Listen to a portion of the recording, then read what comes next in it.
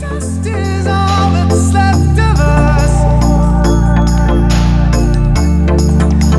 But only if you ever worry. While the signs were clear, they had no idea. You just get used to living in fear.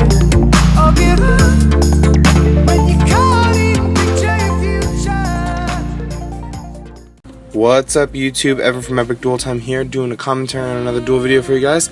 This is taking place between Eric, our newest Epic Duel Time member, on the left, piloting Spellbooks, and Alan on the right, piloting Evilswarms.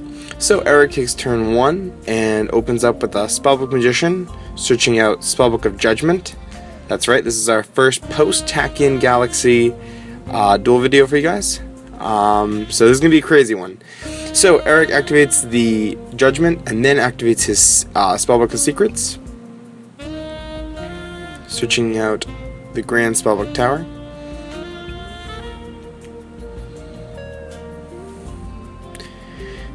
And then he activates Spellbook of the Master from his hand, revealing the same tower they searched off the secrets. You can see Alan on the right is keeping track of the amount of Spellbook spell cards he activates post Judgment. So then, off Master, he searches out the Fate.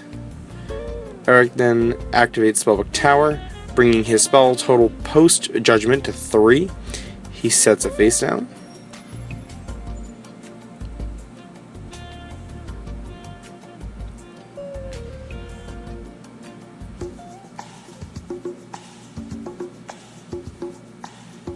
And then activates Spellbook of Fate, using its second effect to banish 2 spellbooks from the graveyard to turn the Spellbook Magician to face down defense position.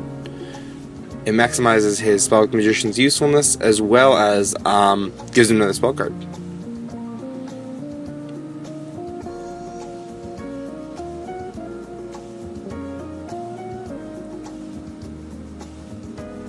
So he searches Secrets, Wisdom, and Fate during the end phase.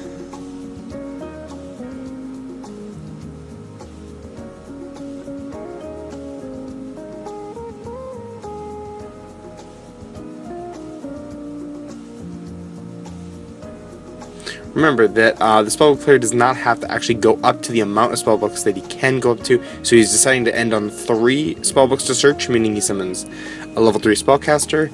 Eric then goes and picks Justice, using Justice effect also during the end phase, getting Priestess and another spellbook card.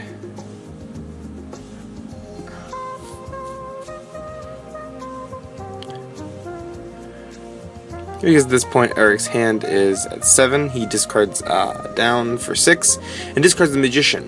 The point of discarding Magician is to make sure that you can still use Spellbook Tower's effect. Remember that if the spellcaster is face down, and it's the only one you have, you're not going to get the Tower's effect during the standby phase. You have to have a face-up spellcaster that's confirmed that it can be a spellcaster, or one in the graveyard. So the Magician in the graveyard is actually going to really help him out. Alan decides to set 2 back row and summon Evilswarm Thunderbird. Eric draws, and during his standby phase, puts Fate back to the bottom of his deck to draw again.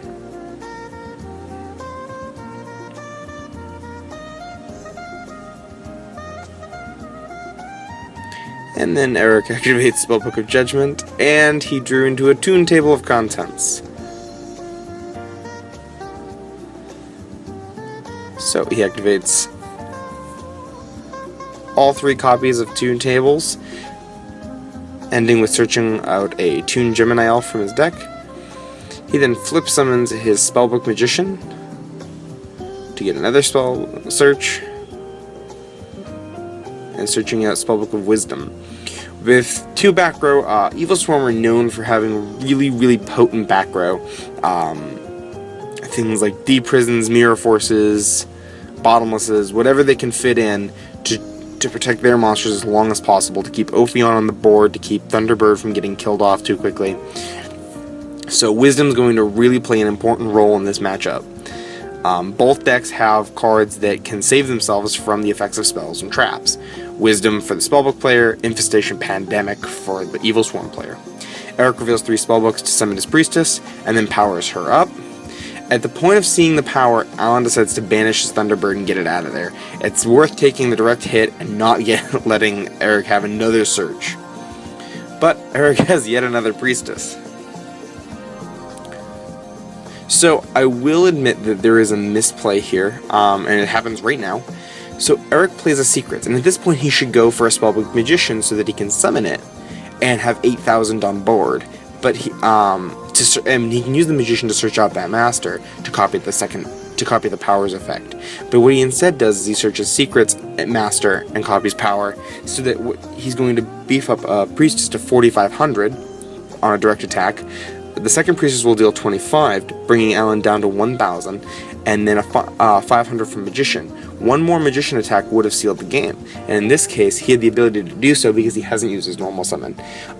That's not the worst. Again, it's not the worst thing that could have happened, but it's important to note that and know that this game actually could have this one duel could have ended right now. So, on the end phase, Eric is doing his judgment searches and searches out all life, power, eternity, whatever's left in his deck. If you can see his deck right now, there's a ton of monsters just cluttered in the middle of it, so he's really thinned out all the spells. And for his monster summon, he's picked Draugen the Spiritualist. Yep, at this point, there's not a lot gonna really be able to be done on Alan's end. Spellbook of Fate is set, Wisdoms are set. There's a ton of cards that are really...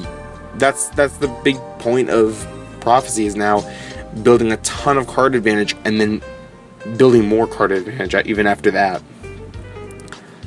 So, Alan's turn during the standby phase. Evilswarm Thunderbird comes back.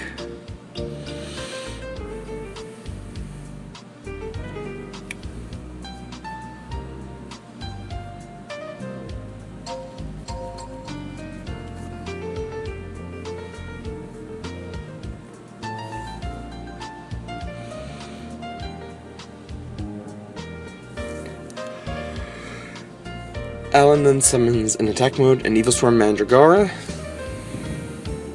using a normal summon, of course, not the special. And then goes to enter the battle phase, and Eric flips up a threatening roar, and Alan decides to concede to go to game 2.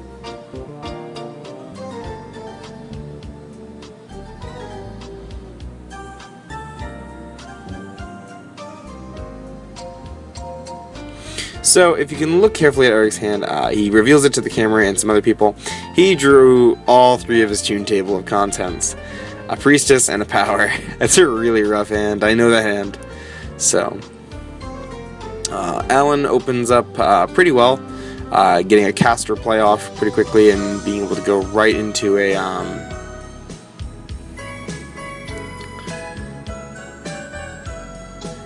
Ophion.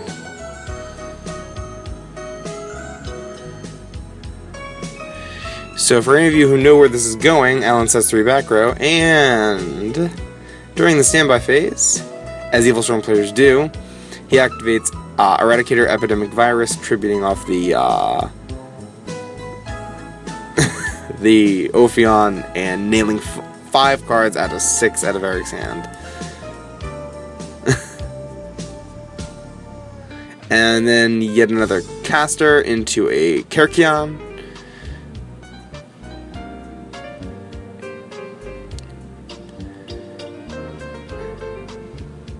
Kerkion uses its effect, banishing Ophion to summon the other Kerkion. That's how I'm told it's pronounced, as Kerkion.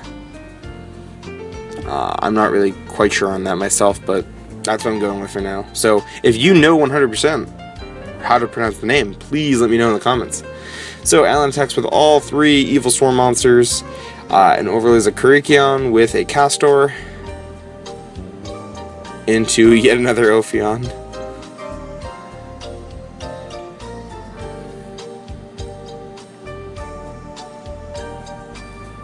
And searches out another Pandemic.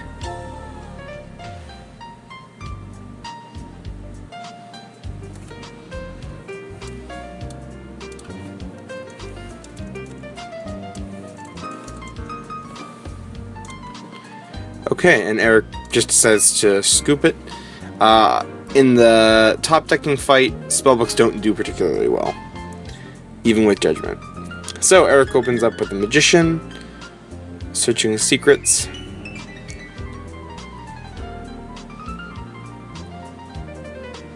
Activating the secrets.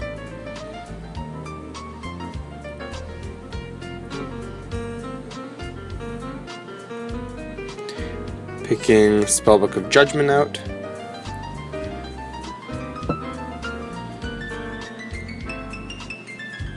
And changing his mind. Picking Tower. Revealing Spellbook of the Master to search, to copy secrets, revealing the Tower, and then using that to get the Judgment instead. Which is in this case the much better play if you can see his hand.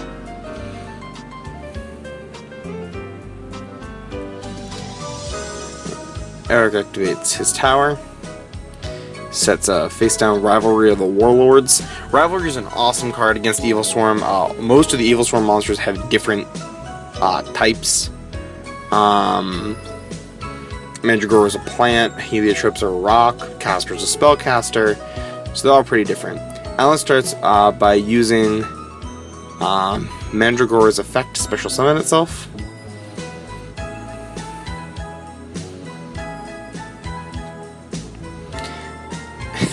And then he normal summons a Mandragora, which is probably the only time that's really a really excellent thing. But this is going to keep him alive even under Rivalry.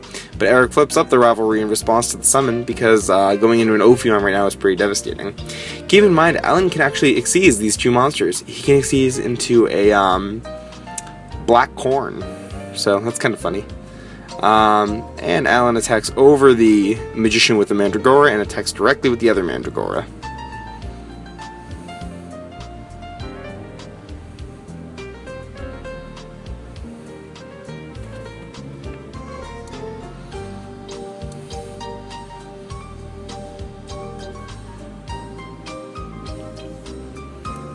Alan follows up by setting 3 back row and ending. During the standby phase of Eric's turn, he's going to return Master to the bottom of his deck and draw. He draws into a Priestess, which can go with the other 2 Priestesses in his hand.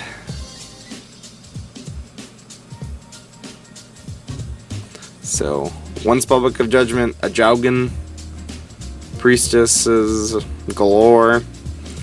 Really what Eric needs is just to be drawing a ton of Spellbook cards and just cranking out Priestesses. That's really what can save him. So he normal summons his Justice just to be able to sink one of those monsters pretty quickly and keep him from going into a black ship. And so he attacks over 1 with a Justice.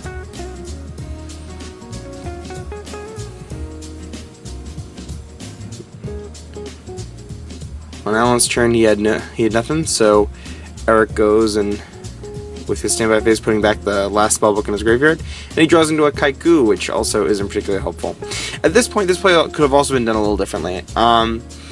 Eric chooses to attack first with Kaiku. Kaiku can't banish the monster that he's killing, so it's better to attack with Justice first, get over, deal 50, and attack directly with the Kaiku and banish both Mandragoras. Remember, with Karikion in the deck, any monster in the graveyard, any Evilswarm monster in the graveyard is very alive, so it's best to try to maximize how many you can keep out of his graveyard. So I think attacking with Justice would have been a much safer play, but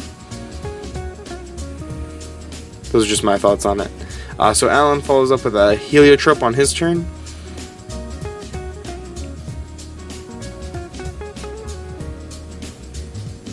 And chooses to attack the Justice. At this point, Alan doesn't know how many Spellbook spell cards Eric could possibly have, so it's probably a safer idea to kill the Justice, simply because Alan's not going to be banishing many cards, so the Kaiku is not a huge threat, but at the same time, he doesn't know that there are 3 Priestesses in Eric's hand, so it's important.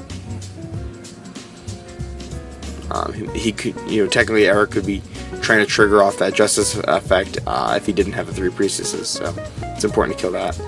Eric follows up by setting a card, Alan, on his turn, attacks over the Kaku with the Heliotrope, bringing Eric down to 4,900. Alan follows up with setting another card. Eric draws into a Threatening Roar. Alan directly attacks with Heliotrope again. Eric takes it because there's really no point in wasting a Roar at this point. You really want to use Roar when you're trying to protect something and keep something on the board or stop an OTK. So Eric's down to 2,950, and he draws into Toon Table, which is pretty helpful except for the fact that he has this, you'll see. So he activates Judgment, and Alan chains Solemn Warning. Remember that Judgment, Spellbook of Judgment does special summon, and it is completely negatable with Solemn Warning. Solemn Warning and Solemn Judgment negate Spellbook of Judgment. So there is that one weakness.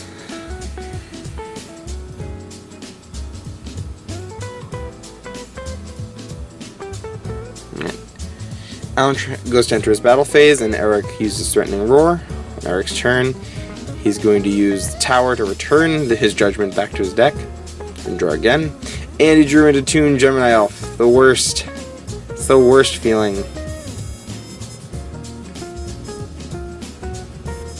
So he activates Spellbook of Judgment.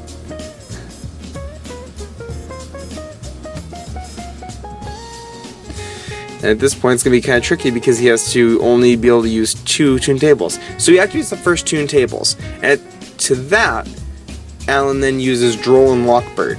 Now, let me explain Droll and Lockbird very simply. You get your first search, and after that, you don't get any more searches. So this is the perfect time to use Droll and Lockbird. Now, Eric has a dead Gemini Elf and a dead Spellbook, a dead Toon Tables in hand. He's not going to be able to use that next Toon Tables to get the third Toon Tables. So there's a Toon Tables just sitting in his deck. Alright. Alan's turn, he uses Heliotrope to attack. Spellbook of Judgment goes back to the deck for the Tower's draw.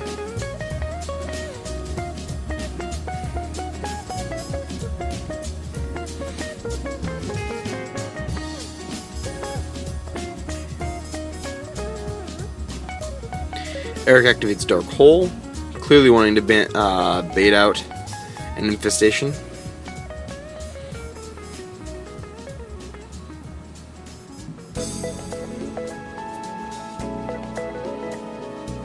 And Eric sets a monster and ends.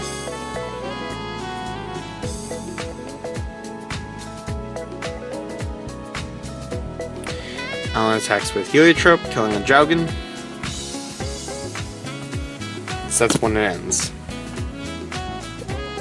Alright, so now Eric can finally quick start some plays. He summons a Magician. The effect's going to go off. And search out a Spellbook of Wisdom.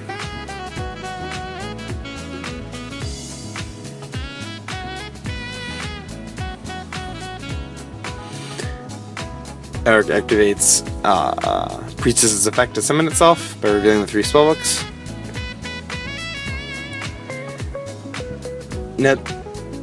And Eric sends the second one.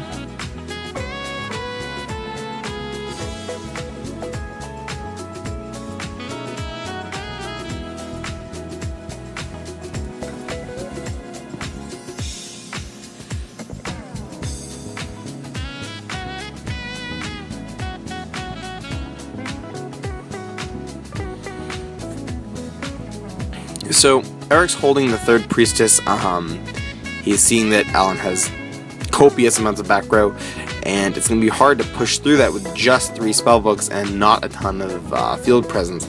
It's not like he's packing like multiple Wisdoms. He only has the 1, and he really wants to keep those Spellbooks in hand. Also, there's no Spellbooks in the graveyard, so there's nothing really to there's nothing going to be really using Priestess's effect to start popping things. So he declares an attack with Priestess. they enter the damage step, and Alan's going to use a Forbidden Dress to target the Priestess and bring it down, dealing 50 damage to Eric.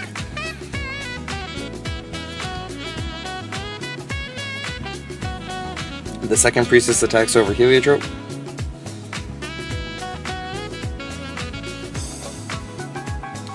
And another 500 is sunk in with Magician.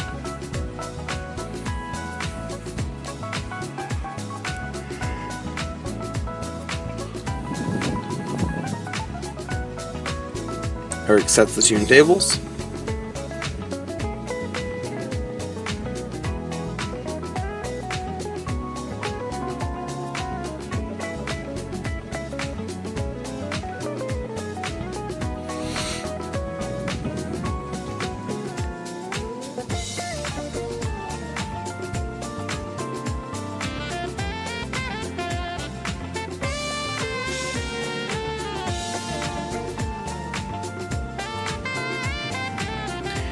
Alan activates Reborn to target Eric's Priestess, and then summons his Karikion, rams the two Priestesses, and then attacks over the Magician with Karikion.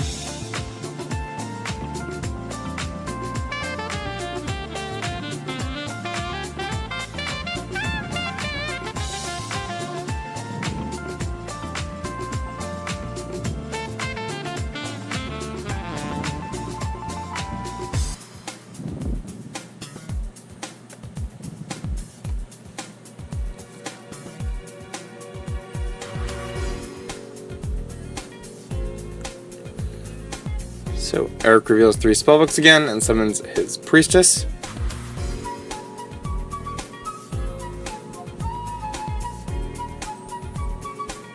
And declares the attack on Karikion, dealing some damage, bringing Alan down to 2150 to Eric's 1800. So the game's getting really close, but bringing us down to the ending. Now, this is an important thing to note. Eric sets a card and then uses a tower over his tower. The point of having that tower is so that he has spellbooks in his graveyard for him to use Fate.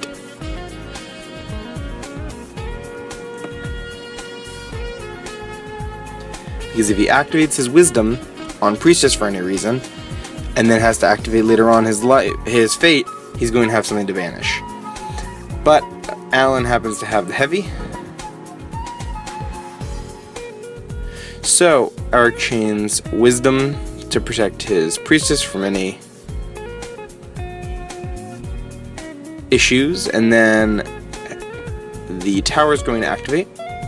At this point, there are 3 spellbook spell cards in graveyard by the time the tower hits the grave, so a level 3 monster can be summoned.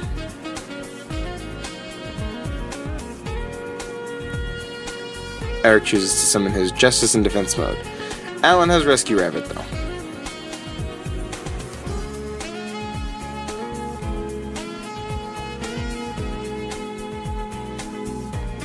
And he has 2 Heliotropes.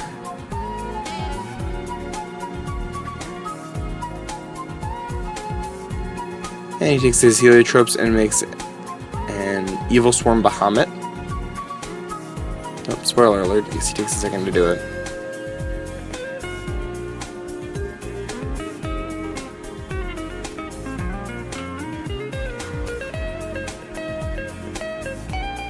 Uses Bahamut to steal Priestess by pitching his Thunderbird, attacks for game.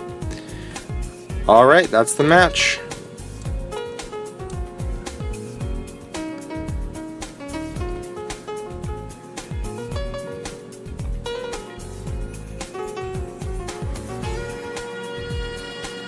Okay, to get your chance to win a pack of Hidden Arsenal 7 and an Epic Duel Time deck box decal, there are 3 simple things you gotta do. Like this video, subscribe to the channel, and comment with an answer to our question of the week. The question is, what is your favorite brand or style of card sleeves for protecting your deck, and why do you like them? One random winner will be selected and announced in our next video. As always, like, comment, and subscribe, and keep dueling, America. What you gonna do? What you gonna do when they come for you? Bad boys, bad boys. What you gonna do? What you gonna do when they come for